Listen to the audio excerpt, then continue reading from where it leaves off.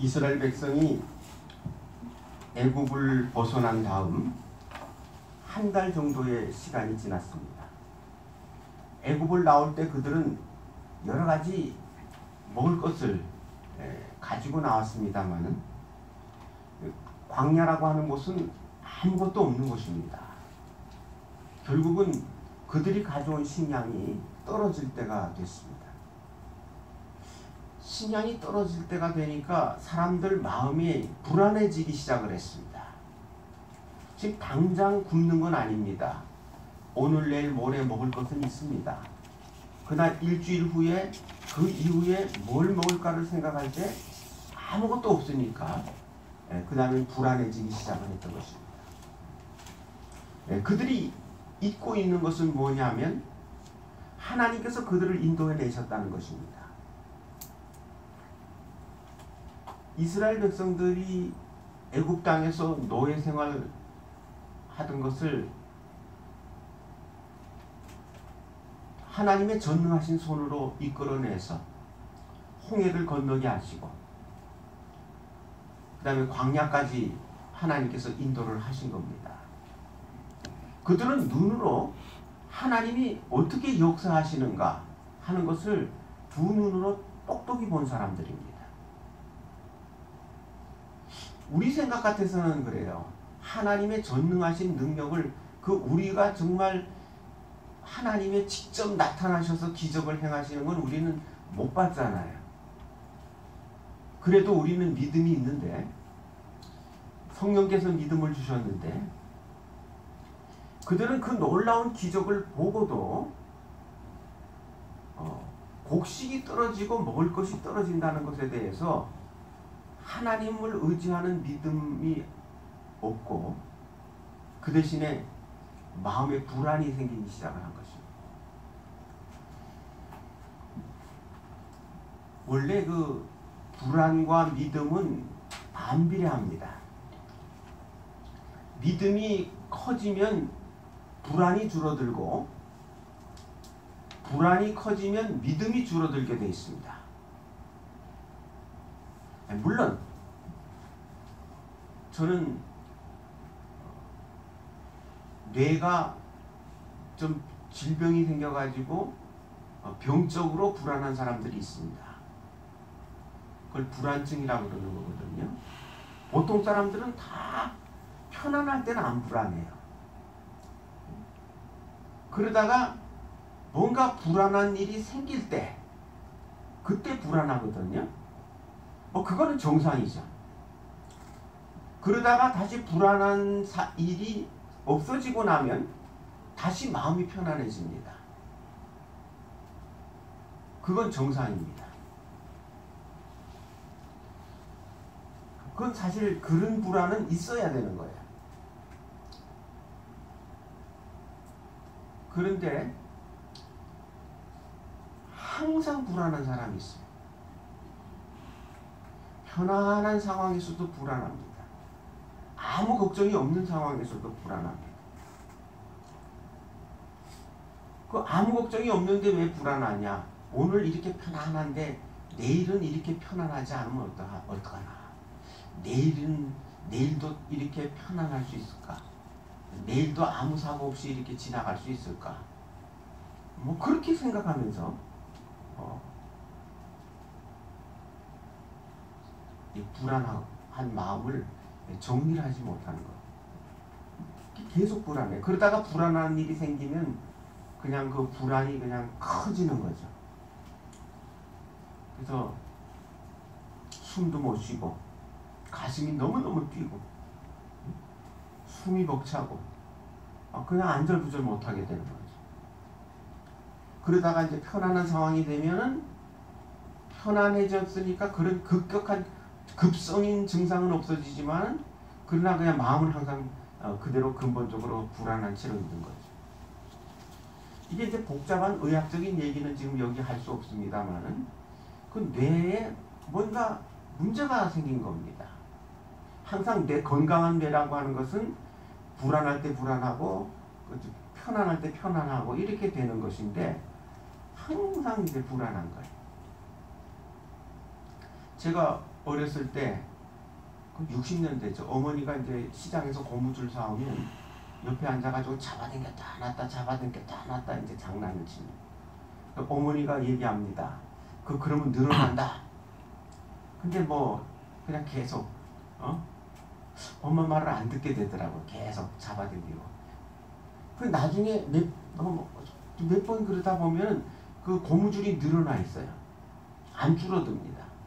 옛날 고무줄은요 품질이 나빠가지고 자꾸 늘리면은 나중에 늘어나 있더라고. 요즘 고무줄은 그렇지 않아요. 그때도 미제 고무줄이 오면은 그건 여러 번 해도 멀쩡하게 제자리로 돌아가는 걸 제가 봤습니다. 우리의 마음이 그런 것 같습니다. 불안했다가 정상으로 돌아왔다가 불안했다 정상으로 돌아왔다가 그게 자꾸 반복이 되다 보면 나중에는 그 불안한 상태로 그냥 마음이 남아있는 거예요. 그러니까 그런 경우는 뭔가 이렇게 잘못했어요. 내가 지금 조금 정상적이지 않고 건강하지 못해요. 그럴 때는 어떻게 하냐면 병원에서 치료를 받아야 되는 겁니다. 그래서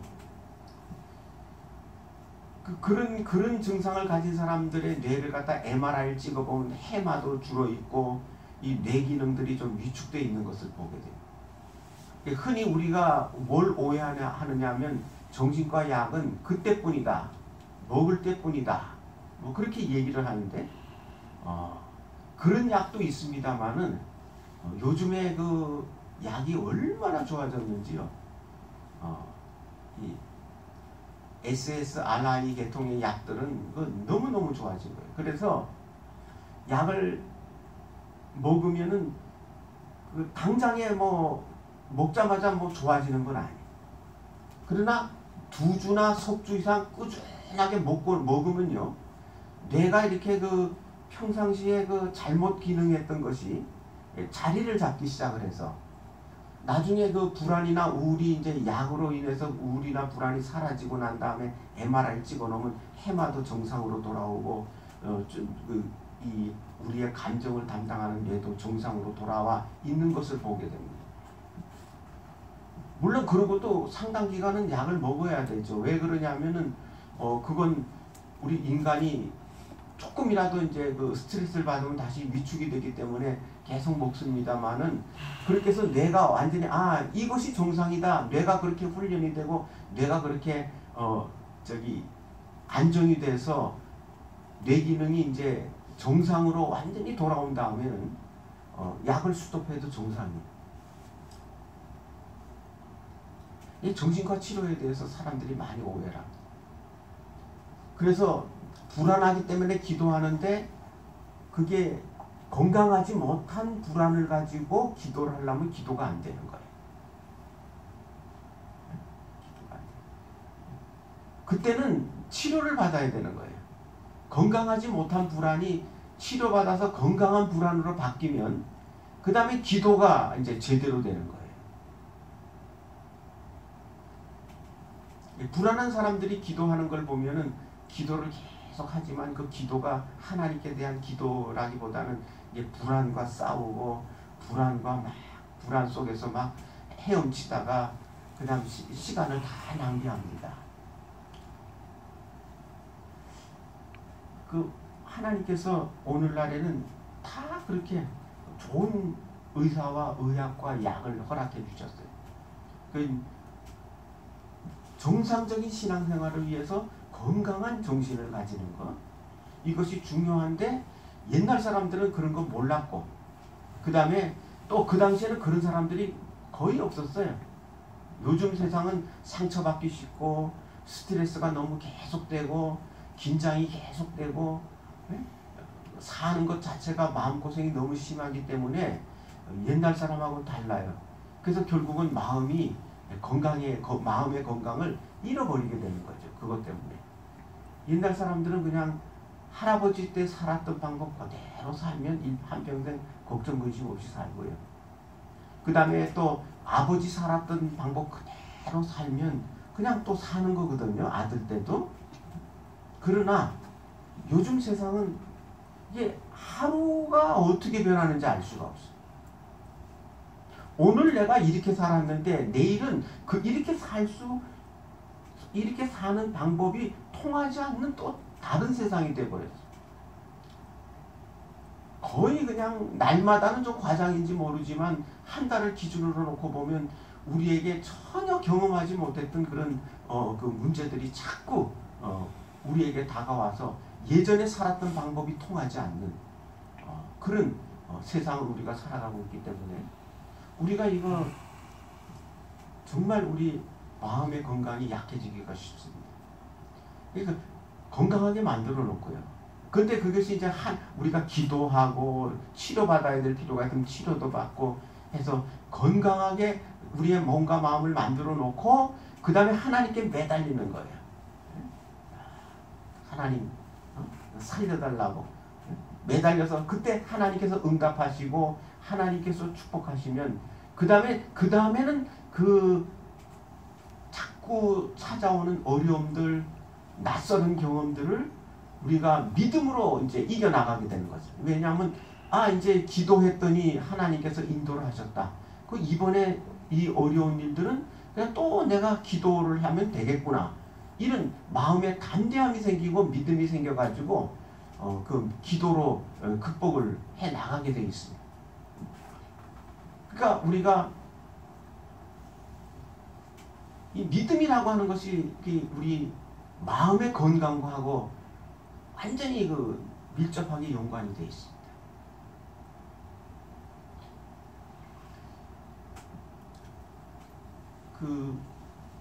그런 가운데 우리가 이스라엘 사람들이 얘기로 이제 돌아가죠.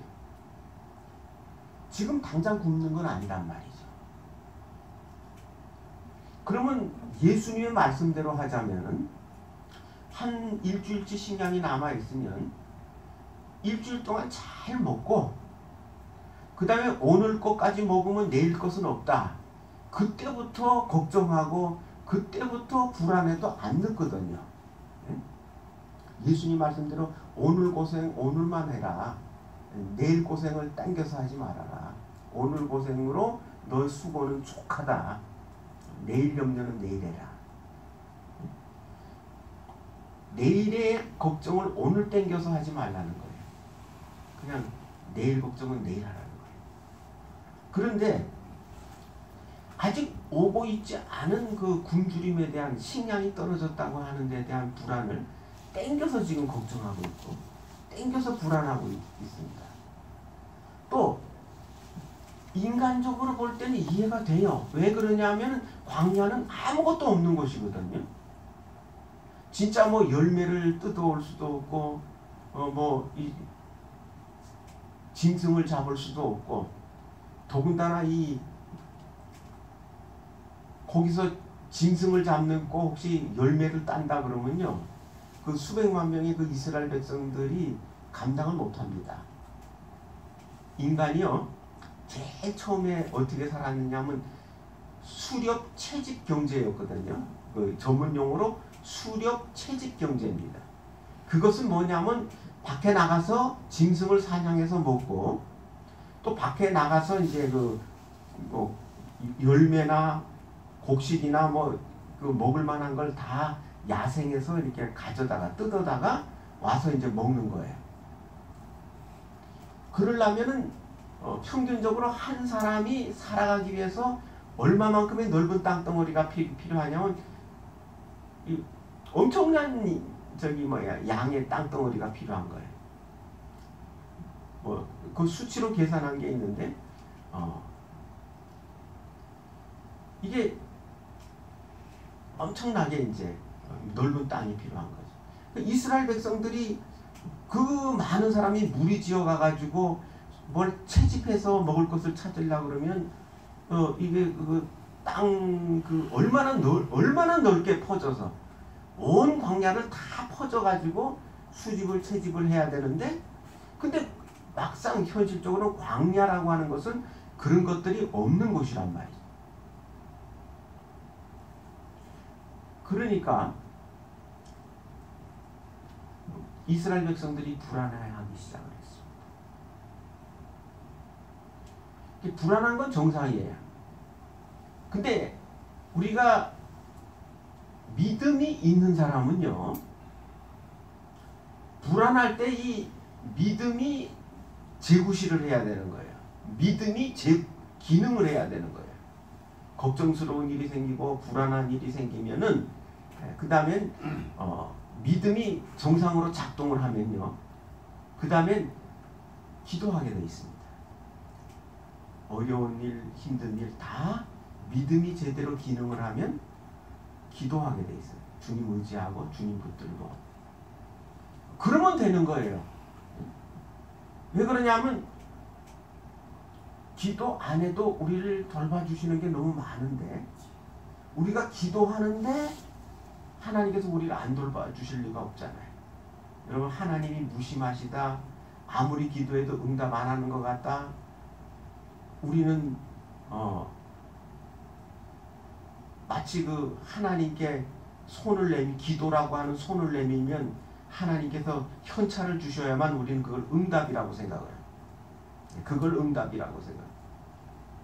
근데 하나님은 그렇게 응답하시는 경우가 거의 없어요. 우리가 기도하면 하나님께서 기도를 들으셔요. 그 다음엔 우리가 알지 못하는 그런 상황 속에서, 우리는 느끼지 못하는 상황 속에서 하나님은 준비를 하고 계시는 거예요. 우리의 그 기도를 들어주실 수 있는 준비를 하는 거예요. 근데 우리가 기도했으면 하나님께서 준비하실 거니 이렇게 믿고 그냥 기다리면 되는데, 눈에 아무것도 안 보이기 때문에 이게 불안한 거예요. 기도하고 나서도 불안한 거예요.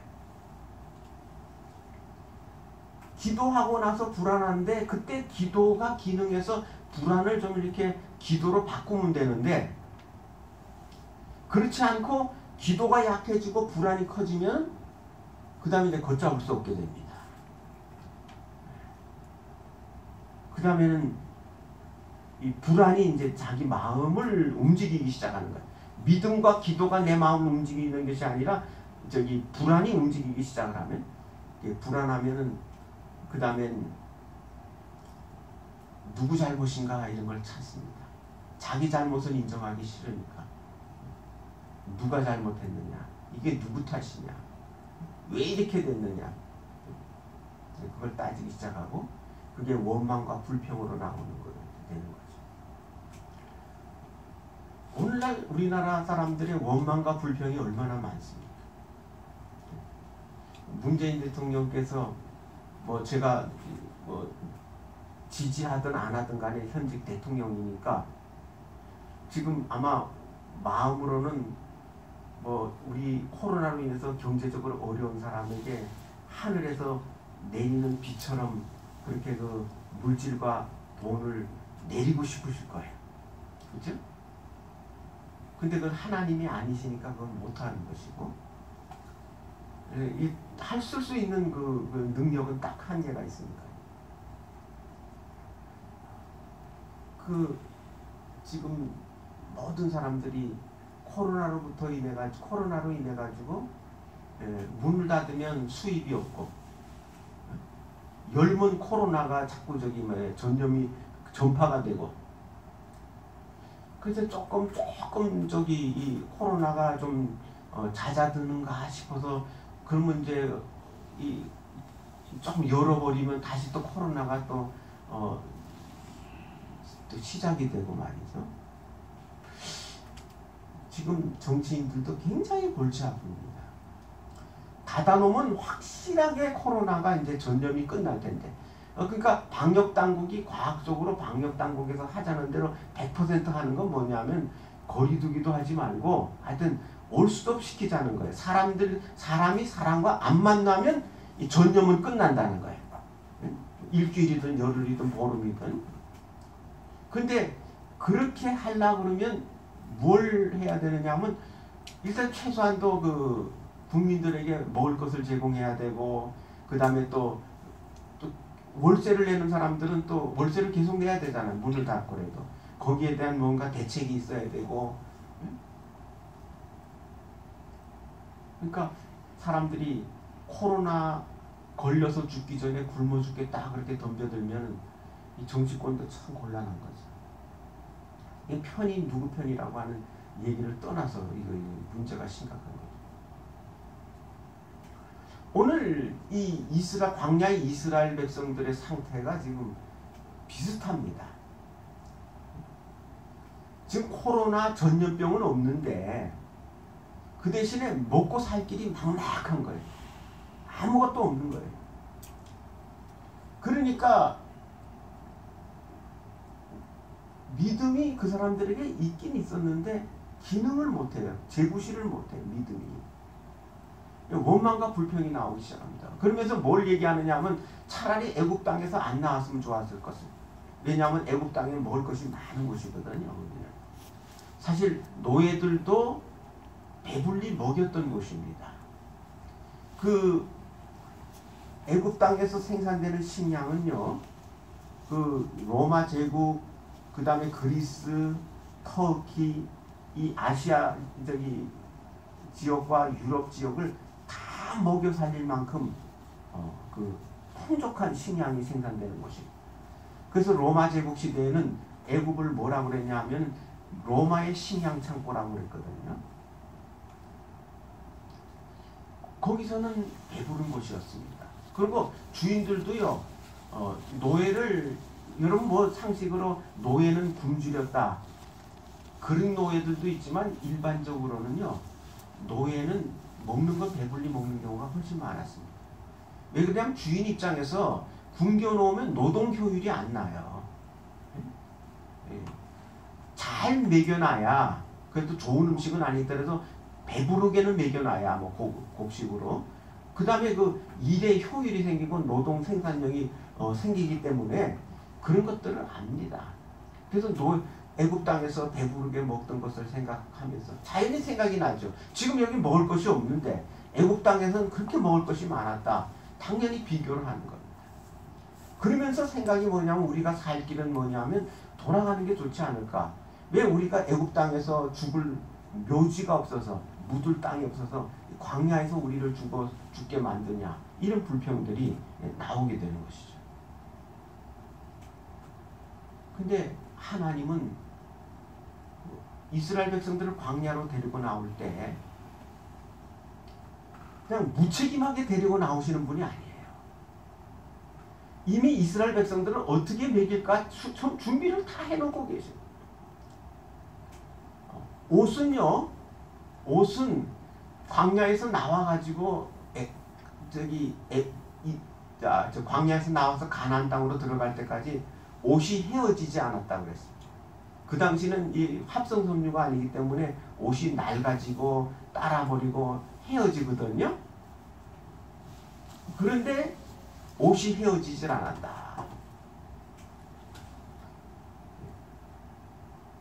저는 옷에서 냄새도 나지 않았을 것이다. 저는 그렇게 믿습니다. 왜냐하면 그 옷은 헤어지지 않는데 옷에서 냄새가 나도 곤란하잖아요. 근데 제가 볼 때는 냄새도 안 났을 것이다. 헤어지지 않게 하는 기적을 베푸시는 하나님이 옷에 냄새를 나게 하셨을까? 아무 불편 없이 옷을 입고. 먹는 것은 그냥 하나님께서는요, 안 먹고 그냥 40년 살게 하실 수도 있어요. 그런데 그렇게는 안 하시고 먹을 걸 주신단 말이죠. 하늘에서, 여기 뭐라고 얘기하면 하늘에서 비처럼 양식을 내린다. 비가 내리듯이 양식을 주시겠다.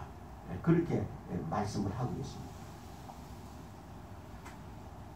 우리가 이 전쟁사를 잠깐 공부할 때 보면은 군대를 갖다가 어디다가 이제 보낼 때 제일 골치 아픈 건 뭐냐면, 이 보내는 왕이 골치 아픈 건 뭐냐면 그 군대들이 먹을 식량, 그리고 뭐 써야 될 모든 물품들, 군수물자들, 이걸 갖다가 충분하게 제때 어떻게 보내느냐, 이것이 제일 골치 아픈 문제입니다. 그래서 그게 차질이 생기면은 군대를 잘 못 보내는 거예요. 벌써 군인들은 걱정 없습니다. 왕이 그냥 가라 그러면 가면 되는 거예요. 먹을 거 입을 거는 그 다음에 누가 걱정해야 돼? 왕이 걱정하고 그 밑에 군수 담당자가 걱정할 일이에요.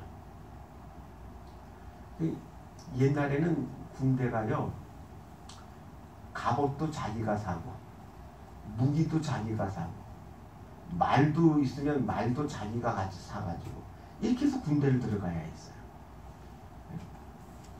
그러니까 이 기병이 될 수 있다는 건 내가 말을 살 수 있다는 사람이나 기병이 되는 거예요. 갑옷을 입었다는 건 갑옷 그 당시에 비쌌거든요.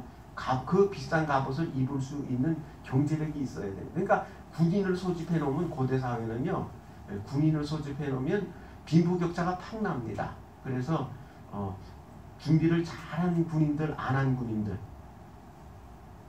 그래서 이제 아무것도 없는 군인들은 그냥 긴 창 가지고 창수 노릇만 하는 거예요.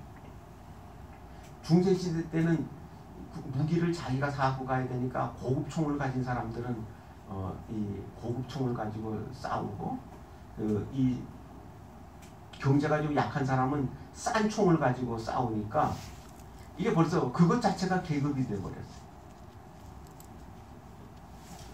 그래서 마을에 들어가면 동네 사람들이 고급 총을 가진 사람들은 대접을 하고, 아주 싼 총을 가진 사람들은 뭔가 이게 천대를 받는 거지. 그런데 그럼에도 불구하고 먹을 것은 책임을 져야 돼. 먹을 것까지 가지고 들어가진 않아요, 군대. 여러분, 하나님께서 우리를 이 세상에 보내고 예수 믿게 하고 난 다음에 그냥 우리를 내버려 두실 것 같습니까? 하나님은 그러신 분이 아니거든요. 이걸 우리가 믿어야 되고 믿어져야 되고요. 그 다음엔 어려운 상황이 됐을 때도 이게 믿어져야 되는 거예요. 어렵고 힘들고 뭐 이런 상황에서는 내가 확실하게 믿어지면 불안이 안 생겨요. 하나님께서 나를 살리시고 먹이실 거라고 하는 그 믿음이 확실하게 있으면, 든든하면 그게 먹는 것에 대한 불안은 안 생기는 거예요.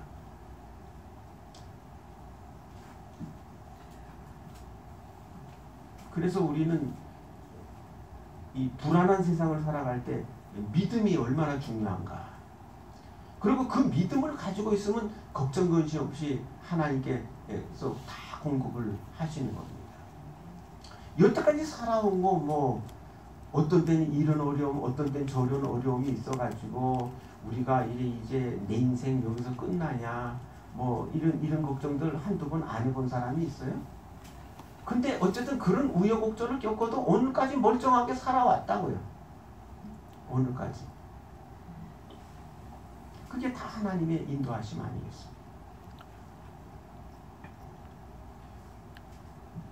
하나님은 다 준비하십니다. 그걸 믿어야 돼요. 쪼지물러가 고아원 할 때 아침에 먹일 것이 없어. 아니, 밥을 먹여서 학교를 보내야 되는데, 고아원도 수천 명의 고아들을 아무것도 먹일 것이 없어요. 그래서 그 비서가 와가지고 어떡하냐고 그러는데, 조지물러가 하나님이 주실 테니까 그냥 기도하고 기다리자. 아침이 됐는데도 먹을 것이 없어요. 근데 애들은 벌써 식당에 자동 반사로 식당에 다 와 앉아가지고 오늘 아침은 뭐가 나오나 하고서 이제 숟가락 두드리고 있는데 먹을 것이 하나도 없는 거예요. 그런데 조지물러가 기도하고 있는데 갑자기 아주 그 조지물러 고아원은 가난해서 빵도 품질이 있잖아요. 좋은 빵을 갖다가 먹이지 못했는데 최고급 빵이 나오기 시작해요. 그리고 이제 그 스프도 아주 최고급 스프가 나오기 시작합니다. 애들이 신이 나서 오늘은 웬일이냐 그러고 실컷 먹고서 이제 학교를 갔단 말이죠. 알고 보니까 그 전날 빵을 굽는 공장에서 불이 나버렸습니다. 그래서 빵을 막 걷어내는데 포장을 못해가지고, 빵은 깨끗한데 포장을 못해가지고 이 상품 가치가 없어요.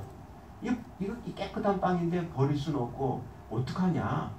그러니까 사람이 우리 옆에 쪼지물러 고아원이 있는데 거기다 갖다 주자. 밤에 그냥 새벽에 거기로 갖다 주기로 해서 싣고 가가지고 아침 식사 시간에 빵을 공급을 한 거예요. 그 맛있는 스프는 어디서 났느냐? 어디서 회의를 모이기로 했는데 사람들이 안 모였어요. 음식이 많이 남았어요. 이걸 어떻게 하느냐? 뜨끈뜨끈하게 데펴가지고 아침에 쪼지물로 고아원에 갖다 주자. 하나님은 이미 그 전날 준비를 다 해놓으신 거예요. 빵 공장에 불을 낸 건 좀 미안하지만, 뭐 어떤 분은 하나님은 빵 공장에 불을 내서라도 우리를 먹이신다 그러는데, 불을 안 내시고도 얼마든지 먹이실 수 있어요. 불 난 건 인간의 실수고, 어쨌든 하나님께서는 그걸 이용해서 먹이시는 거예요. 걱정할 것 하나도 없습니다. 그냥 믿음이 있느냐 없느냐 그것만 걱정을 해야 돼. 우리는 기도를 내가 하느냐 안 하느냐 그것만 걱정을 해야 돼. 하나님이 엄연히 살아계신데, 하나님 살아계시고 우리를 돌보신다는 믿음이 없으니까 불안해지고 원망불평이 계속된다 하는 것을 우리들에게 말씀을 합니다. 기도하시겠습니다. 하나님